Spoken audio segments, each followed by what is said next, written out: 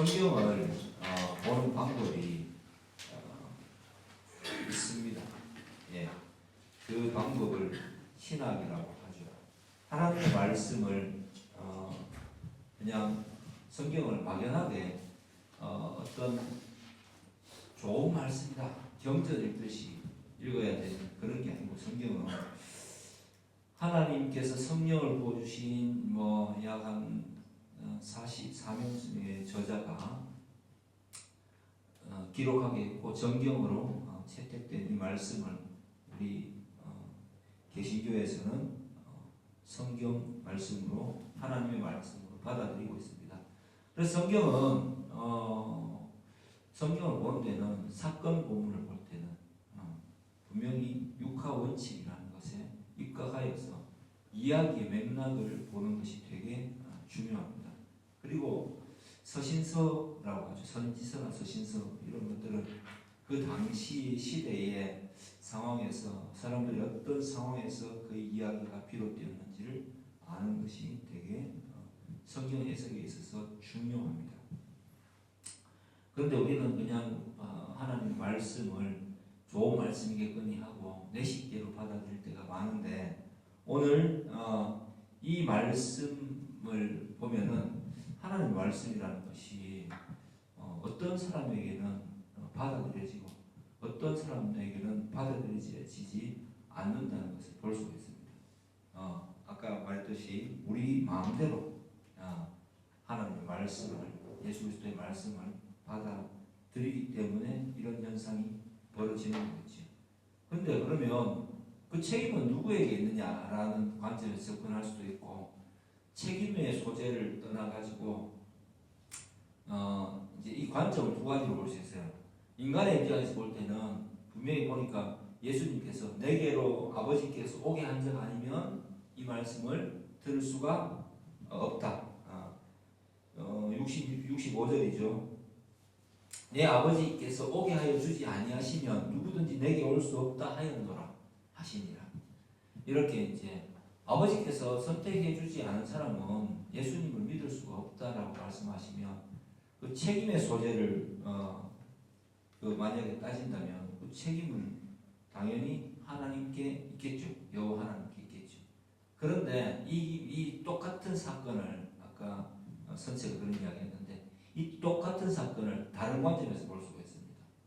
인간은 어떤 존재인가라는 관점에서 한번 본다면, 원래 인간은 모두가 다 이 신처럼 되려는 그 원죄의 속에 빠져서 자기 나름의 판단을 내리면서 살아갈 수밖에 없었고 멸망할 수밖에 없었던, 그냥 근본적으로 죄를 저지른, 신과 같이 되려는 그 마음 때문에 죄를 저지른 존재입니다.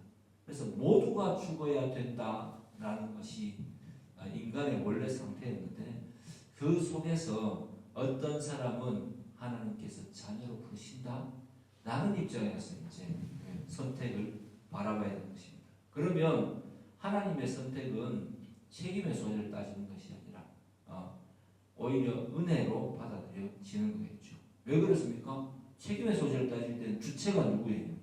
인간이잖아요.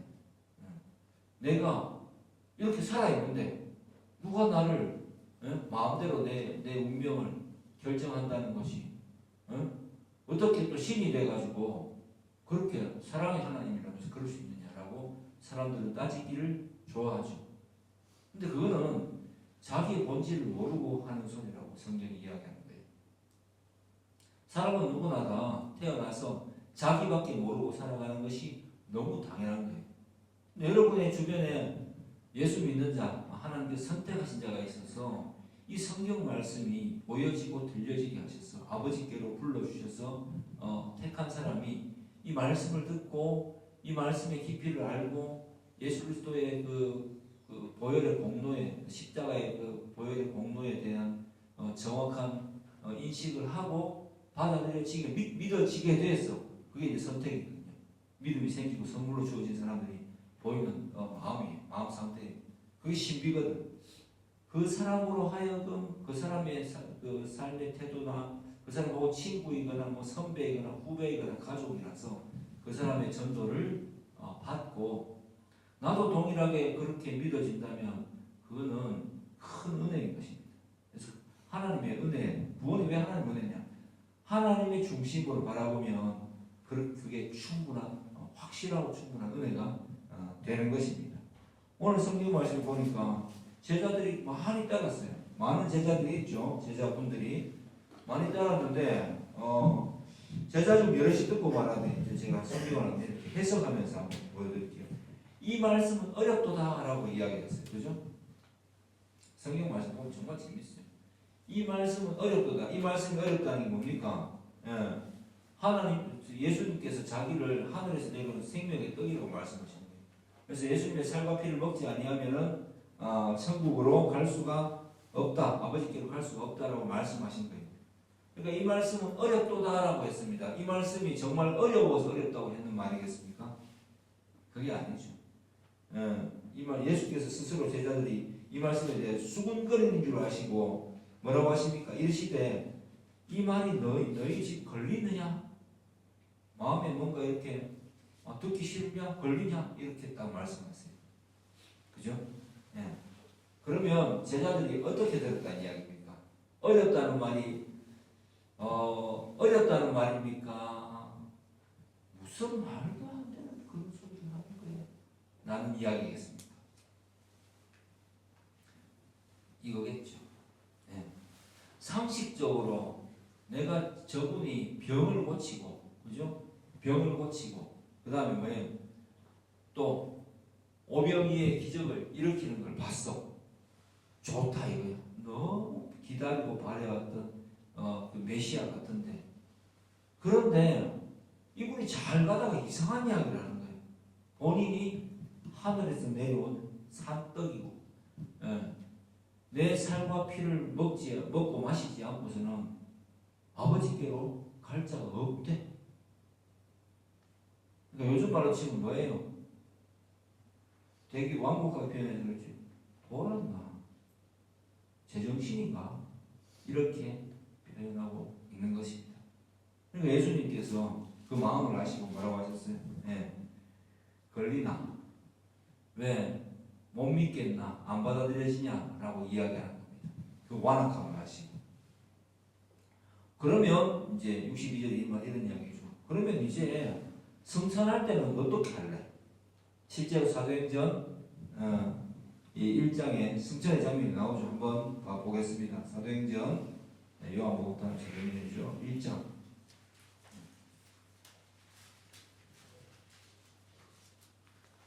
6절부터 보면 그들이 모였을 때에 예수께 여쭈어 이르되 주께서 이스라엘 나라를 회복하심이 이때니까 하니, 이제 부활하신 다음에 예수님의 제자들 모였죠. 이르시되 때와 시기는 아버지께서 자기의 권한에 두셨으니 너희가 알 바 아니요 오직 성령이 너희에게 임하시면 때와 시기, 그러니까 재림의 때는 너희는 몰라도 된다 이겁니다. 그러니까 내가 재림 주라고 하는 모든 이단들은 이 말씀으로 보면 됩니다. 예, 다 가짜겠죠. 때와 시기는 아버지께서 자기의 권한에 두셨다. 오직 성령을 받으면 너희가 임하면 권능을 받고 예루살렘과 온 유대와 사마리아와 땅끝까지 이르러 내 증인이 되어야 돼. 너희는 지금 내 증인이 되어야 돼 하고 이 말씀을 마치시고 그들이 보는데 올려져 가시니 구름이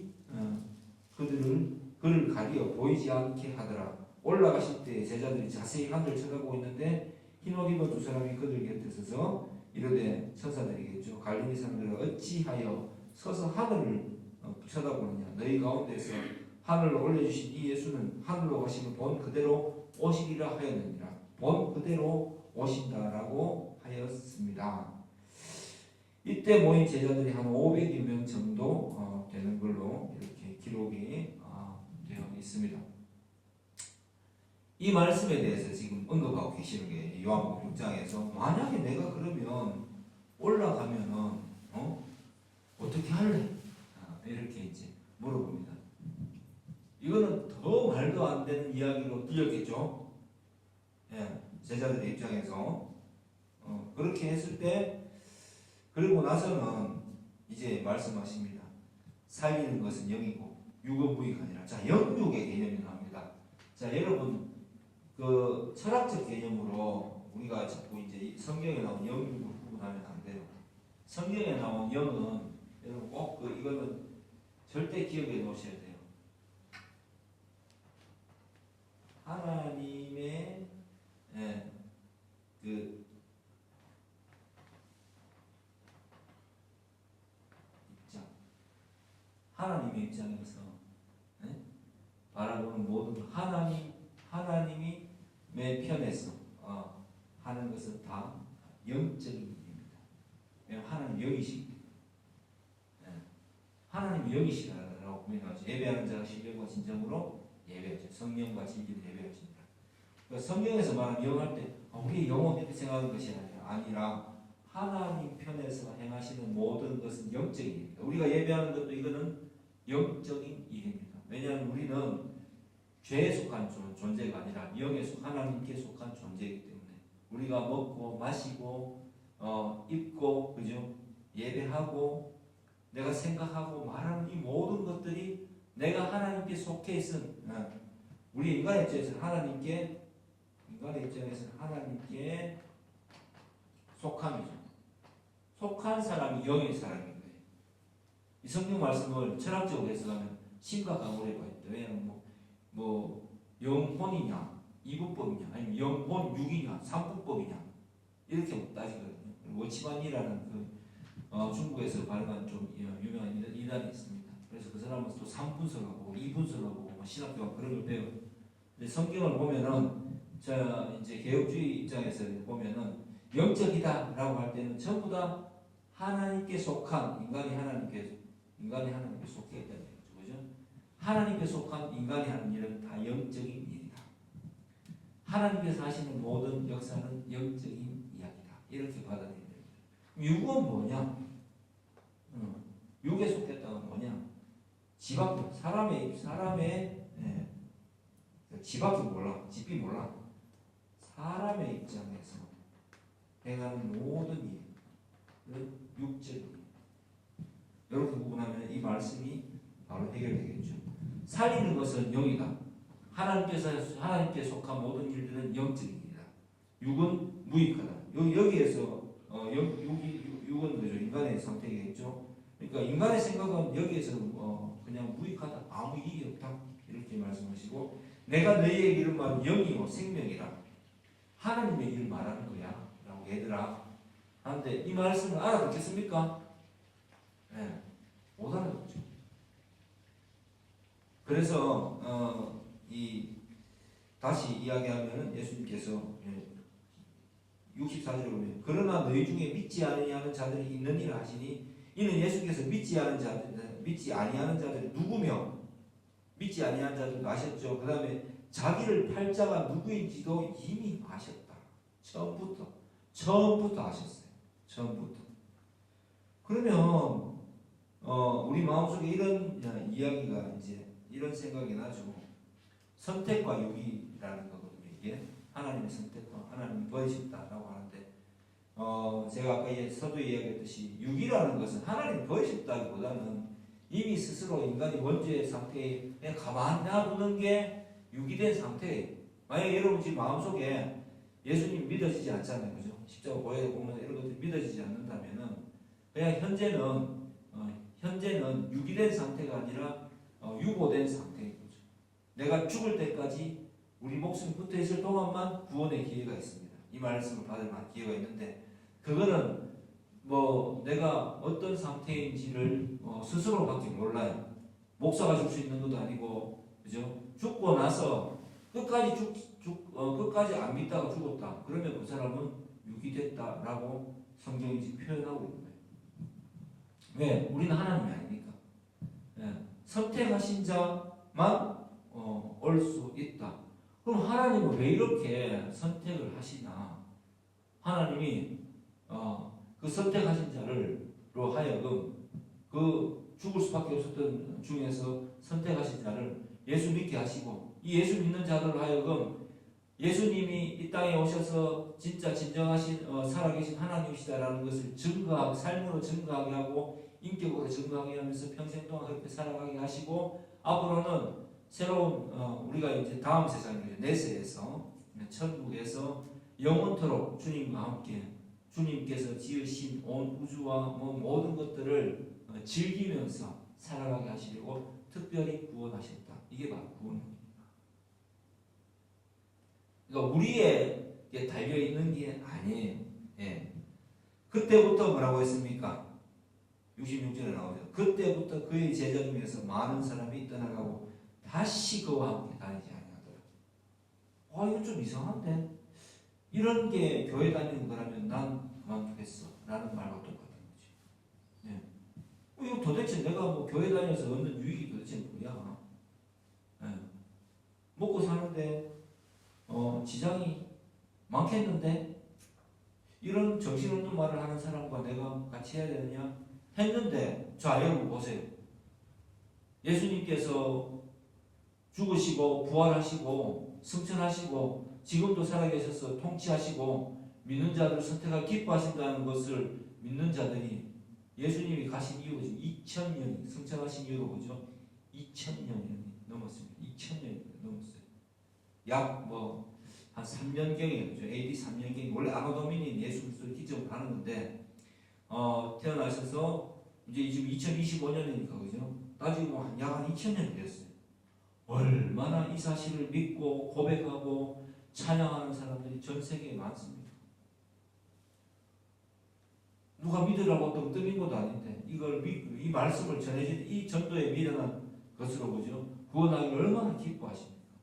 그것이 바로 역사 속에서 하나님께서 당신의 말씀 이루시는 그 중요한 증거요, 증인들이 있다는 것으로 이 말씀의 신실함을 밝히고 있습니다. 그리고 이제 예수님께서 12제자에게 계시되 이제 여기서 12사도가 나오죠. 너희도 가렸느냐 하니까 믿음을 받아들인 자, 하나님 선택하신 자의 그 어떤 이야기입니다. 주여 영생의 말씀이 주께 있어 우리가 누구에게로 가오리까? 자, 그렇게 하고 우리는 누구이겠습니까?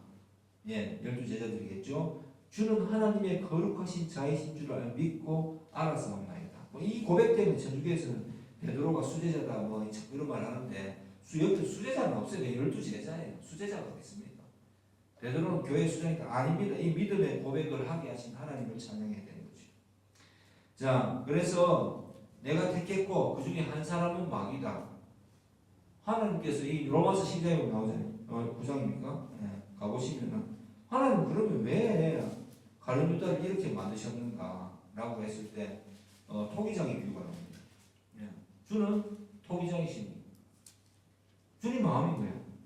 하나님 귀 있을 그릇을 하나님 천이 있을 그릇을 만들 권이 없겠느냐? 하나님 마음입니다. 자, 그러면 구원받은 내가 믿음이 생긴 우리가 왜 가룟 유다는 예수님을 팔게 그렇게 만드셨어요? 라고 따질 수 있습니까? 아니면은 자, 이런 거 이야기가 똑같죠. 물에 빠져 죽어가는데 그죠? 건짐을 받았어. 그런데 왜 나는 건지고 왜 저 사람은 안 건집니까? 라고 말하겠습니까? 건져주셔서 너무 감사하다고 말했습니다. 내가 삶이 너무 힘들어서 죽을 지경이야. 응? 신인감도 김연경 보면 나오잖아. 배우를 했는데 국가대표까지 했는데 거기에 보면 누가 나옵니까? 야 하는 거지 뭐 이런 거지.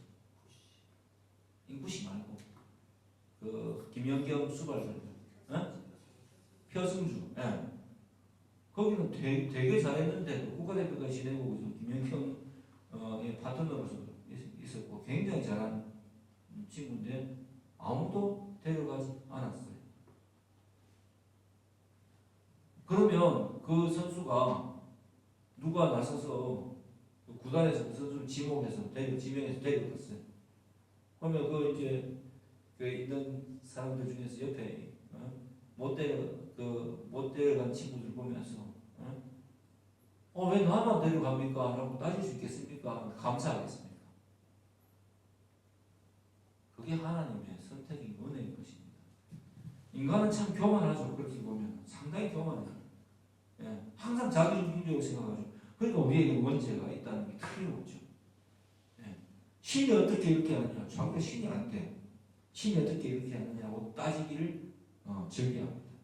신이 있다면 어떻게 이럴 수가 있겠느냐? 그건 지생거든요.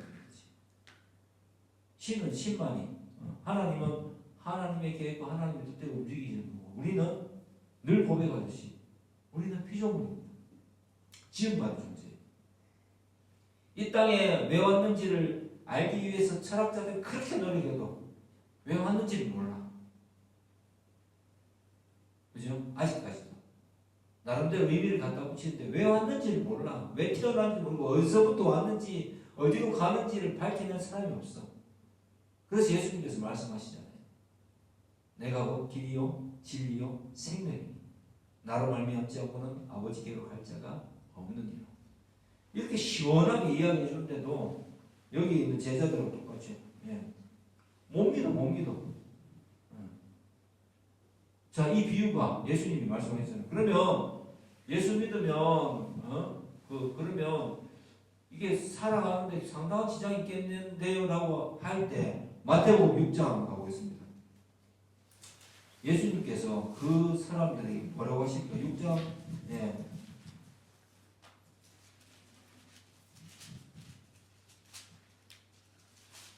28절부터 볼까요? 26절부터 볼까요? 그 앞에 25절부터. 그 앞에는 하나님과 재물을 경화에 숨기지 못한다는 이야기를 합니다. 그러니까 재물에 올인하지 말라는 이야기겠죠. 네? 너무 돈벌이고 살지 마라 말씀을 하시면서 25절부터 그러므로 내가 너희에게 이르노니 목숨을 위하여 무엇을 먹을까 무엇을 마실까 몸을 위하여 무엇을 입을까 염려 안 해도 된다. 목숨이 음식보다 중하지 아니하며 몸이 의복보다 중하지 아니하냐. 응? 몸이 훨씬 더 중요한 거 아니야? 공중의 새를 봐봐. 심지도 않고 거두지도 않고 창고에 모아두지도 않는데 너희 하늘 아버지께서 기르신다. 너희는 이것들보다 훨씬 귀하지 않느냐. 너희 중에 누가 뭐 염려한다고 키를 키울 수 있겠나? 또 의복 옷 때문에 염려하느냐? 들의 백합화가 어떻게 자라는지 생각해봐라. 아무것도 안 하는데 솔로몬의 모든 영광으로도 이 꽃이 아름다움 이길 수 없다라고 말씀하시죠. 그죠? 예. 오늘 있다가 내일 아궁이에 던져지는 들풀까지도 하나님이 이렇게 입히시거든. 하물며 너희가 보냐 믿음이 작은 자들아. 그러므로 염려하여 이르기를 무엇을 먹을까 무엇을 마실까 무엇을 입을까 하지 말라. 이는 다 누가 구한다고요? 이방인들이 구하는 것이니라. 너희 하늘 아버지께서 이 모든 것이 너희에게 있어야 할 줄 아시느니라. 그런즉 너희는 먼저 그의 나라와 그의 일을 구하라. 그리하면 이 모든 것은 뭐예요? 먹을 거, 입을 거 이런 거죠. 를 너희에게 더 하시리라.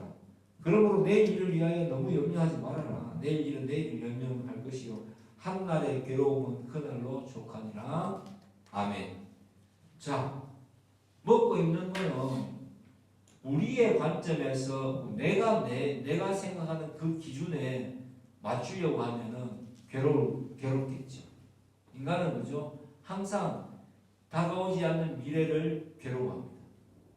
그리고 존재하지 않는 과거는 기억 속에만 존재하는 거잖아요. 시간이 학자들도 이야기하는데 과거로 갈 수가 없대요. 타임머신이다. 그건 우리 상상의 산물일 뿐인 거지. 과거는 기억 속에만 존재한다고. 이미 지금 제가 말한 이 순간 기억 속에 내 과거가 되어버렸어요. 그죠? 계속 우리 현재를 살아갑니다. 하나님의 영혼은 뭐라고 했어요? 우리의 영혼은 하나님의 현재라고 전에 제가 가르쳐 드렸죠. 그러니까 인간은 자기가 뭐가 필요한지 잘 몰라. 톨스토이가 뭐 그런 그죠? 비유를 했지 않습니까? 뭐 몽골에가 초원에서 러시아입니까? 예, 한번 걸어가서 네가 원하는 만큼 땅을 다 짓고 오면 줄 테니 걸어가다가 죽었잖아. 못 돌아가가지고 대신 하루 만에 돌아와야 된다. 못 돌아가 죽었죠. 그죠? 그런 비유 많이 봤죠. 인간은 자기에게 도대체 얼마나 있어야 되는지 잘 모르는 거예요. 그리고 현실에 만족하지 못하는 것이 인간입니다. 그런데 아까 우리가 감사를 제가 여러분 이야기했지만 가만히 생각해 보면 정말 감사하려고 하면 감사할 일이 너무 많아요. 떠나간 사람들 때문에 마음 아파할 이유도 없고요. 그리고 뭐 교회가 뭐 성장하지 못하는 것 때문에 그거는 교회 성장은 하나님께서 부흥을 주시면 하게 되고 시대마다 다르겠죠. 예수님도 얼마나 많이 떠나갑니까? 예수님도 심지어 이들을 붙잡거나 이들을 머릿속을 개조하지 않으셨어요. 희한하죠? 되게 특이하지 않아요? 난 이걸 볼 때마다 상당히 특이하다고 생각해요. 예수님도 참 인간으로 오셔서, 그죠? 이게 예수님이 다른 모든 우상들과 다른 점이에요. 신이신데도 불구하고 육신을 입고 오셔서 고난받으시고 똑같이 느끼시고 동시에 또 떠나감도 경험하시고 우리의 긍휼함을 채울지 못하는 적 아니라 히브리서에 나와 있습니다. 우리 예수 그리스도께서 우리 예수님은 우리의 연약함을 체감을 다 하고 십자가 지시고 모든 고통을 인간의 모든 고통을 체험하시고 죽으시고 부활하신 우리의 구주이십니다. 할렐루야. 특이하죠. 그런데 이 예수님조차도 이 인간들을 그런 의미에서 터치하지 않으십니다. 그 터치하지 않으신 것이 내버려 뒀다라고 생각하면 안 됩니다. 하나님의 계획 안에서 성자 하나님은 이 모든 사역을 이루십니다. 가슴 아파하셨죠. 그래서 나중에 뭐라고 하십니까? 십자가 지시기 전에는 이 땀이 피가 섞인 땀이 흐르기까지 이 잔을 내게서 옮겨달라고 기도하셨고, 이 외로움이 차오를 때는 또 가서 하나님 아버지와 기도 가운데 교제하시면서 이 상황을 버텨 나가셨습니다. 얼마나 힘드셨을까요? 우리의 모든 답답함과 외로움 모든 것을 직접적으로 경험하신 분이십니다. 그래서 예수님은 그러면 아까 이런 떠나가는 제자들, 그죠? 떠나가는 제자들을 도대체 어떻게 바라봐야 되는가에 대한 답을 이렇게 주십니다. 자, 마태복음 13장으로 한번 넘어가 보겠습니다. 씨 뿌리는 비유가 나옵니다. 여러분 잘 알 거예요. 어릴 때부터 교회 다녔을 거죠? 뭐 이런 이야기는 복음을 심었습니다. 복음이 싹이 났네요. 복음이 자랐습니다. 30배 맺었습니다. 짝짝짝 뭐 이런 찬양 하고 자랐습니다. 자, 그런데 씨 뿌리는 비유가 나옵니다. 어떻게 이야기합니까? 해변에서 서 있고 예수님께서 비유를 여러 가지로 그들에게 말씀하시되 씨를 뿌리는 자가 뿌리러 나가서 뿌릴새 덜어는 길가에 떨어지며 새들이 와서 먹어버리고 자 길가 나왔습니다. 그 다음에 돌밭 나왔습니다. 그죠? 흙이 깊지 아니하므로 곧 싹이 나오나 해가 돋으며 타서 뿌리가 없으므로 말라 죽었고 덜어는 가시떨기 위에 떨어지며 가시가 자라서 귤을 막았고 덜어는 좋은 땅에 떨어지며 어떤 것은 100배 어떤 것은 60배 어떤 것은 30배의 결실을 하였느니라. 귀 있는 자는 들으라 하시네. 특이하잖아요. 귀가 다 있잖아요. 알아들을 수 있는 자는 알아듣는다는 이야기입니다. 귀가 다 붙어 있잖아요. 다 소리 들을 수 있잖아요. 그러면서 비유를 또 설명해 주십니다. 제자들이 나왔습니다. 어찌하여 그들에게 비유로 말씀하십니까? 대답하여 이르시되 천국의 비밀을 아는 것이 누구에게 허락됐다고요? 너희에게는 허락됐지만 그들에게는 안 되었다. 물은 있는 자는 받아 더 넉넉하게 되되 없는 자는 그 있는 것도 빼앗기리라. 그러므로 내가 그들에게 비유로 말하는 것은 그들이 보아도 보지 못하며 들어도 듣지 못하며 깨닫지 못하게 하려고 그렇게 하는 거다. 말씀이 이루어지게 하려고. 이걸 누가 이야기했냐? 이사야가 이야기했다. 선지자 이사야가. 그럼 밑에 나와있죠, 그죠? 자, 이게 무슨 말이겠습니까? 진짜 이상하지 않아요? 제자들에게는 이 비유를 풀어서 설명해 주십니다. 그리고 많은 사람들에게는 비유로만 말씀하시는데 알아들을 자만 알아들으라 이렇게 이야기하시는 거예요. 자, 그럼 이건 누구를 위해서 비유로 말씀하시는 거예요? 제자들을 위해서죠. 많은 사람들이 그래도 뭔가 떨어지는 게 없나 싶어서 예수 계속 따라다니잖아요. 그래서 예수님께서 그 해변가에서 지금 배에 올라가 앉으셔서 지금 말씀하신 장면이잖아요. 근데 제자들이 볼 때 왜 비유로 말씀하십니까? 이렇게 이야기하니까 예수님께서 너희만 알아들으면 돼. 말씀하실 때 뭐라고 하십니까? 귀 있는 자는 들을지어다로 이 말을 끝냅니다. 그리고 비유의 해석은 누구한테 해줍니까? 제자들에게 해줍니다. 자, 뭐라고 하십니까? 16절 너희 눈은 봄으로 너희 귀는 들음으로 복이 있도다. 너희는 보고 알아들으니까 진짜 복 받은 거야 얘들아 라고 말하면서 내가 진실로 너희에게 이르노니 많은 선지자와 의인이 너희가 보는 것들을 보고서라도 보지 못하였고 너희가 듣는 것들을 듣고서라도 듣지 못하였느니라. 이건 무슨 이야기입니까? 너희는 지금 나의 제자로 지금 이 시점에 함께 있으니까 너희는 진짜 복 받은 자야 얘들아 라고 말씀하시죠. 그죠? 그리고 비유를 해석해 주십니다. 아무나 성국 말씀을 들었는데 듣고 깨닫지 못할 때는 악한 자가 와서 그 마음에 뿌려진 것을 빼앗나니 이는 곧 길가에 뿌려진 자예요. 그러니까 뭐 이제 복음을 전하고 하나님 말씀을 전하는데 설교를 듣는데 그죠? 뭐 내가 마지못해 나와 있고 뭐 지상교회 그런 데잖아요. 뭐 머리도 모르겠 또 가야 돼. 응? 에이 하면서 이렇게 오는 사람들은 뭐라고요? 예. 길가에 뿌려지시죠. 그 다음에 돌밭에 뿌려진 씨가 있죠. 그거는 말씀을 듣고 와 진짜야? 오늘 내가 말씀 들었어. 이야 목사님 말씀 맞네. 와 나 진짜 예수 믿어야 되겠어. 하지만 이게 어떤 말씀인지 그 속에 믿음을 주시지 아니하면은 듣기는 들었는데 금방 날려버려. 그게 뭐다? 돌밭에 뿌려지시다. 그 다음에 돌밭이다. 그 다음에 뭐예요? 가시밭길 나오죠. 그죠? 가시밭. 돌밭에 뿌려진다는 것은 뭐예요? 환란이나 박해 조금만 힘들면 곧 넘어지고 떠나간다는 이야기입니다. 자, 내 스타일이 아니라는 이야기 쉽게 이야기했어. 자, 가시떨기에 뿌려졌다는 것은 22절 말씀을 듣는데 세상의 염려, 재물의 유혹에 말씀이 막혀 결심하지 못하는 자예요. 야, 믿는다고 다 되겠나? 믿는다고 정말 내 모든 삶이 해결되겠어? 지금까지 이렇게 힘들었는데 단순하게 예수를 믿는다고 해서 생각보다 힘들 거야. 야, 내가 이 길을 잘 엮어놔야 되는데 하면서 이런 사람들이 기도는 하겠죠. 열심히 공을 들여서 치성을 드립니다.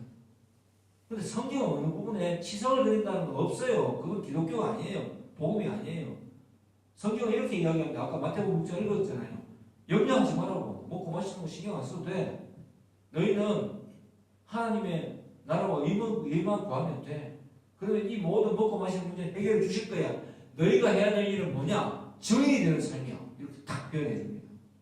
자, 그런데 가시밭에 떨기에 뿌려진 사람들은 뿌려진 씨는 세상의 염려와 재물의 유혹에 말씀하기 결실하지 못하는 자예요. 좋은 땅에 뿌려진 자는 여러분 알다시피 결실을 맺는 자입니다. 이 비유의 핵심은 무엇입니까? 자, 한번 따라서 읽어봅시다. 자, 하나 적을 때, 자, 밭이. 따라, 자, 시작. 밭이.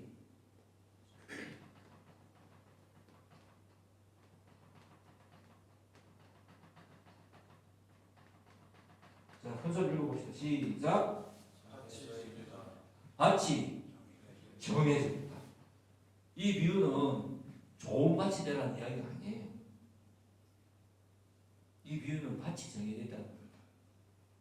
상황을 보세요. 제자들아, 너희는 좋은 밭이야.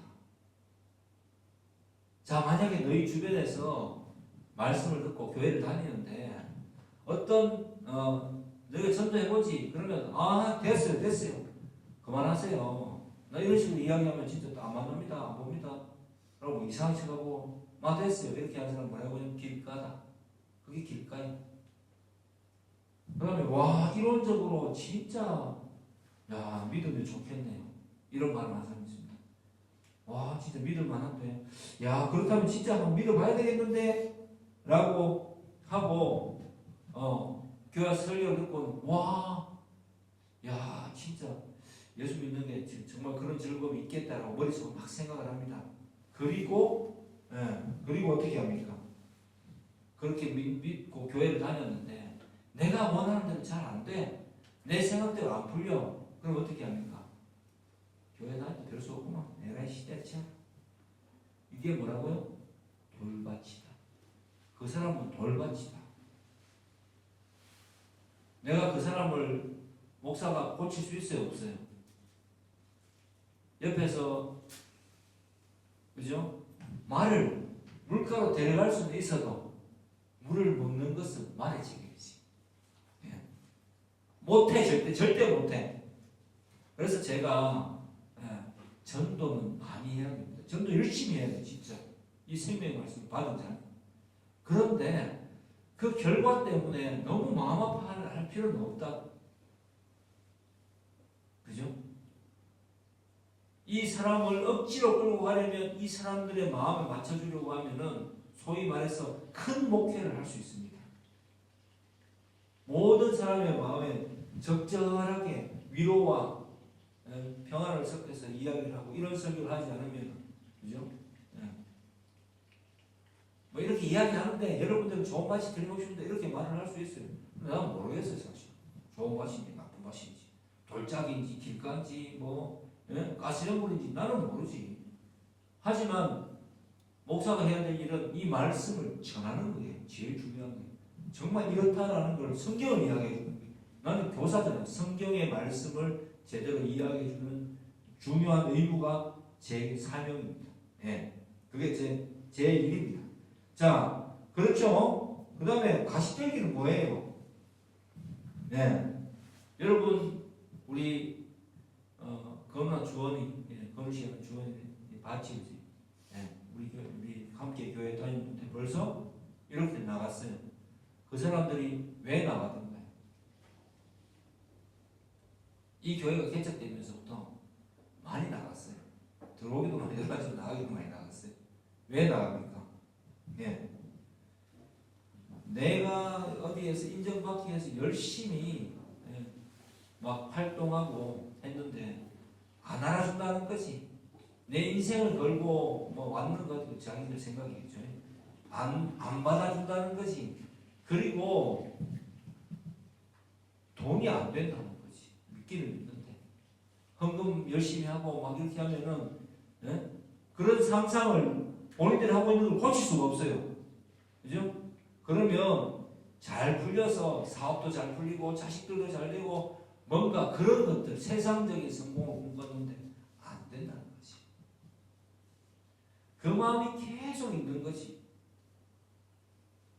그러니까 말씀을 듣기는 듣는데 세상 일 때문에 이게 풀리질 않아. 자, 여러분 카톡 부사를 우리 교인들 이제 그 집사님들 한번 보거든요. 그분 이제 최근에 그 가신 분 중에 그 보면은 항상 돈에 대한 이야기가 있습니다. 그 사람 거기서 항상 사업과 돈에 대한 염려가 머릿속에 가득합니다. 이게 뭡니까? 뭐 그 사람 비판하는 게 아니라 정말 그런 사람이 많습니다. 교회를 다니면. 경제가 부유해질수록 기독교는 점점 더 쇠락합니다. 왜? 만족이 없거든. 그리고 만족의 기준치가 너무 높아. 가지지 못할 것들, 하지 못할 것들, 그런 거에 대한 기대치가 너무 높아. 그리고 그게 안 되면 항상 행복한 게 아니라 가족이 옆에 있고 사랑하는 사람이 옆에 있고 뭔가 내가 일을 하러 나가는 이 상황에 대해서 부정적인 마음밖에 안 들어. 그럼 맨날 교회 가서 울어. 그럼 하나님께서 네가 옵니까? 내가 알아서 들어줄게. 됐으니까 알아서 해줄게. 이런 하나님이십니까? 네 왜 오니? 너 왜 그래? 야, 정신 차려. 네가 그렇게 고민 안 해도 네가 나의 일을 하면은 내가 네 앞길을 이미 예비해 놔서 열어줄게. 물론 네가 딱 원하는 그런 스타일은 아니야. 하지만 나는 네가 자녀이기 때문에 내가 널 잘 알잖니. 그래서 네가 생각하지도 못한 생각 나중에 살아보면은 다 인생을 살아보면은 나를 의지하고 잘 따라가면은 네 생각대로 안 된 거에 대해서 정말 감사하게 될 거야. 오히려 네가 내 손을 꼭 붙들고 나와 함께 있는 것을 영광으로 생각하면서 말씀대로 따라가고 인생을 즐기고 행복해하고 좋은 사람들과 함께 밥을 먹고 가족들과 함께 그죠? 예. 아까 이야기했듯이 엄마랑 함께 TV를 보면서 이야기를 하고 그런 거에 대한 그 행복을 느끼면서 내가 살아가게 해줄 거야. 그리고 돌아보면은 한 달 돌아보면은 뭐 어려움 없이 또 한 달을 잘 주님 덕분에 지냈다는 것을 느끼게 해줄 거야. 자기가 못 벌면 동생이 벌면 되고 뭐 가족이 있으면 그죠? 뭐 또 못 벌면 엄마가 좀 벌면 되고 엄마가 못 벌면 아빠가 벌면 되고 어쨌든 이 세상을 살아가는 가운데 나만 따라간다면 나의 인도함을 받는다면 내가 마르지 않는 샘처럼 너희의 필요를 넉넉하게 채워줄 거야 라고 주님께서 약속하십니다. 자, 이게 바로 이 비유의 목적입니다. 자, 여러분에게 물어보고 싶습니다. 이제 설교를 마치려고 합니다. 여러분은 스스로가 생각할 때 어떤 밭 같아요? 주님은 처음부터 다 아시죠? 저도 주님 제자라서 그런지 말씀을 전한 자라서 그런지 저도 이렇게 교인들을 대보면은 잘 보입니다. 생각보다 잘 보입니다. 물론 속단할 수는 없겠지만은 그 상황이 잘 보이고 이 사람이 어떤 생각을 가지고 살아가는지 안타까워서 가서 이야기를 많이 해줍니다. 그죠? 그런데 본인 마음이 비뚤어져 있으면 밭이 온전하지 못하면 이미 정해져 있는 밭이 그 상태면은 어떤 이야기를 해도 안 받아들여요. 20년, 25년을 그죠? 그게 제가 한 25년씩 가르쳤거든요. 그래도 못 받아들여요. 왜? 이 말씀이 내 마음속에 들어오지 않고 이미 그 밭이 길가이거나 돌이거나 가시덤불이기 때문에 만약 아마 주님께서 이렇게 말씀하실 거예요. 그런 이상한 마음이 생겼을 때 12제자에게 말씀하셨던 것처럼 나는 어떤 맛인가 궁금할 때쯤에 12제자에게 말씀하셨던 것처럼 너희도 가려느냐 라고 물어보시면 돼요. 여러분 마음속에 만약 그래도 내가 끝까지 안 믿어봐야 안 되겠나, 그래도 주님 따라가야 되지 않겠나, 나 아직 잘 모르지만 교회 열심히 다니고 예수 믿고 정말 끝까지 나의 달려갈 길 가야 안 되겠나 라는 마음이 든다면 여러분은 하나님께서 정하신 좋은 밭입니다. 왜?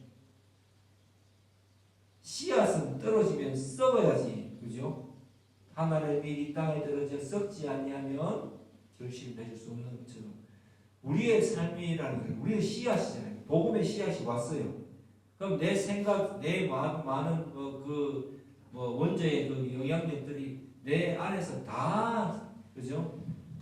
주님의 받은 복음에 대해서 다 없어지고 좋은 옥토가 되기 때문에 우리가 옥토이기 때문에 그 말씀을 잘 받아서 인생을 살아가면서 남들이 겪는 거 다 겪을 거 아니에요. 믿는 자라도 어려울 때도 있고 힘들 때도 있지만 그것을 감내하고 주님 저를 인도하옵소서, 제 삶을 열어주세요 이렇게 이제 잘 인도함을 받으면서 살아간다면 분명히 주님께서 여러분을 통하여서 많은 사람을 옳은 대로 돌아오게 할 것입니다.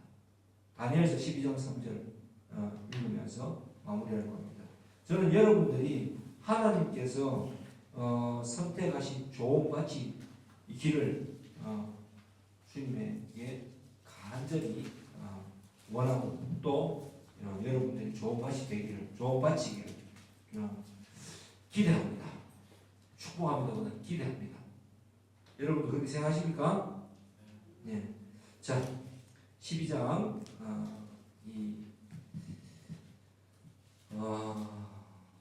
2절 3절만 한번 읽어볼까요? 같이